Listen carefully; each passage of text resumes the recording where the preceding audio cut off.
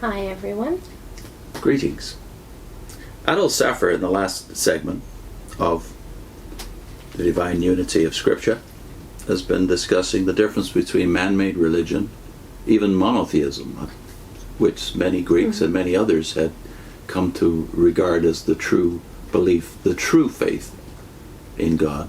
Even monotheism is not revealed religion, because you can only get so far by figuring out that God is one, and that there must be a supreme God who rules, or he rules because he's the creator. You can't get a relationship with God, as Paul plainly says in 1 Corinthians 1. Yeah. Men by their wisdom did not get to know God. And you can't really know his character without some experience having happened to others or to yourself. And you can't have a relationship with that God unless he lets you, or he initiates the relationship, because you can't reach him. So the personal aspect of religion had to be revealed, and the relationship that goes along with that personal revelation. And that's the meaning of the name Yahweh, as Saphir points out in the Old Testament. The one who is quite willing to reveal himself and even make a covenant commitment to you, something you can never accomplish by mere religion. Saphir goes on. This is the continuity between these two segments. He says, here is the great difference between the Bible and all religions of the world, that whereas man tries to make himself more worthy of the deity, the Bible declares to us that we begin with perfection of righteousness, even the best robe descending down to us through the love of the Father and the atoning death of our Savior Jesus Christ. So he seems to be thinking here of the book of Revelation. They're dressed in the robes that are cleansed by the blood of the Lamb. And that's something God has to give us. We can't achieve it. I pass on to the fourth idea, incarnation. Some people have spoken as if the Hindus and the Buddhists have also the idea of incarnation.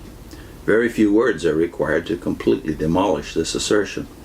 In the Hindu theology, we read of avatars, or gods assuming monstrous and multiform appearances for a definite purpose, as of rewarding a favorite or of bringing justice and vengeance on an enemy. But to the fact of incarnation, as it is revealed to us in Christ, these grotesque fancies have not the slightest resemblance. And as for Buddhism, it cannot teach incarnation because it is atheism and does not believe in God at all. And therefore, those Buddhas that appear from time to time are simply men of great wisdom and virtue, who, after teaching for a certain number of years, vanish again into what they consider to be the greatest blessedness, non-existence. But what is revealed to us in Scripture, that the Word was made flesh and dwelt among us, that God was manifest in the flesh, that the Son of God took upon him our nature and was born of a woman, and that this wonderful person, eternal and appearing in time, infinite and clothing himself with humanity, is Son of God and yet true man, two natures in one person, and that he is to be such forever and forever. That's a point we would have missed as witnesses. He retains his humanity, doesn't give it up again. And that as truly as the Son of God lived here and died upon the cross, so truly is the Son of Man now sitting at the right hand of the Majesty, and that such a glorious being is now the mediator, rooted in the very center of humanity and rooted in the very center of the Godhead. Oh, what a wonderful revelation is this. And in Scripture, this is asserted not merely in the Gospels and in the Epistles, but from the beginning of Genesis through the whole of the Old Testament. There runs the announcement, there runs the preparation, there is the installment, so to speak, of this great fact. There is the angel of his presence, in whom is the name of God, as in the marvelous vision that appeared to Isaiah, when he saw also the glory of Christ, as he beheld the Lord sitting on a throne high and lifted up.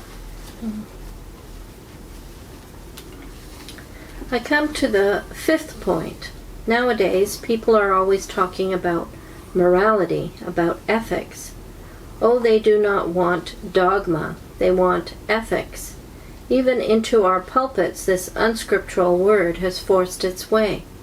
Let me assure you that if an idea cannot be clothed in scripture words, you may be sure that this idea has departed from scripture truth and fullness. What is there so great and noble in the words morality, ethics, or, as the Germans call it, Sittlichkeit? Sorry to all Germans. They all mean the same thing.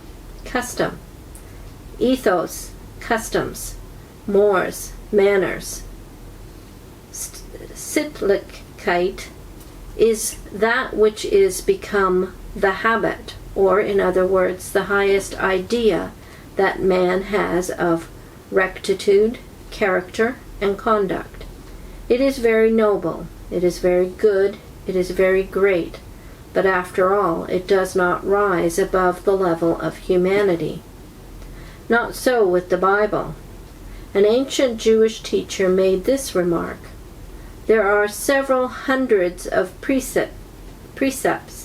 There are several hundreds of prohibitions in the scripture. But all these hundreds, I think about 600, may be reduced to 10, the 10 words which God spoke. And these 10 words may be reduced to 2. Love to God and in God, love to your neighbor. And these 2 may be reduced to 1. The just shall live by faith. He was not far from the kingdom of God. The Bible speaks not of morality, but the Bible says Enoch walked with God. God appeared to Abraham and said, I am thy God. Walk thou before me and be perfect. And what are the 10 Commandments? They are not founded on an abstract idea, not upon what the Greeks called the good, the true, the beautiful. God spoke these words and said, I am the Lord thy God, which brought thee out of the land of Egypt, out of the house of bondage. Thou shalt have no other gods besides me. And in each of the first 5 commandments it is, the Lord thy God. The Bible enters into all the details of human life. The Bible goes into small minutiae of our conduct and of our circumstances. But upon each of the Bible commands it is written, I am the Lord. Thou shalt put no stumbling block in the way of the blind. I am the Lord, identified with this blind man. And Jesus says to us in that Sermon on the Mount that is so much admired for its morality, but morality is not there, something much higher than morality and inclusive of morality. As your Father which is in heaven is perfect. And then he says, not merely that, but abide in me, and I in you, for without me you can do nothing. And then a man like the Apostle Paul says, to me, to live is Christ. Where are the ethics now? That person, the object of my life, the joy of my life, the source of my life, nay, the very life of my communion with God, our wisdom says, I am man, homo sum, and everything that is human interests me. The Bible wants to make us men of God. And lastly, the Bible gives to us a revelation of God's kingdom. And by kingdom, do not understand an abstraction of principles, the prevalence of ideas, not even the acceptance of Christianity. That is not meant by the kingdom of God. The kingdom of God means the kingdom of God. God the king, Christ his vice-regent, Satan his adversary, mankind the center, the earth the territory, Israel the center of the nations, the transfigured church with Christ, the Son of Man, come down to reign on the earth. We are waiting for the kingdom, when he who first came out of Bethlehem shall come down from heaven, his saints with him, and Israel converted unto him, and all the nations of the earth walking in the light of God, when his will shall be done on earth as it is in heaven. This promise, this hope, is traceable from the very first promise about the seed of the woman that should bruise the head of the serpent, to the 20th chapter of the book of Revelation, when that very serpent is mentioned again, how he shall be bound, and Christ shall gain the victory. And now when I bring before you these things, which no human reason could ever have invented, which no human ingenuity could ever have discovered, and which even after they are revealed to us must be made clear to us by the Holy Ghost, Remember that they are not stated in Scripture as a systematic and methodical form, but in a method far more wonderful and convincing.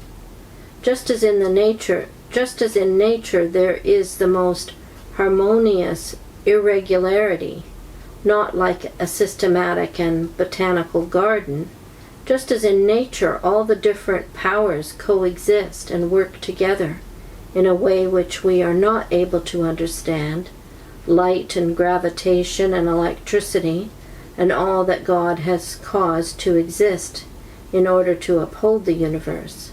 So it is in the Scriptures, that from the beginning to the end, at sundry times and in diverse manners, by gradual manifestations, acts, miracles, words, commandments, institutions, God has unfolded his whole counsel. Now in conclusion I will say only this. The Bible, from beginning to end, ascribes glory to God. He is the first and he is the last. He is the beginning and he is the ending. Glory to God in the highest. That is written upon every page of Scripture.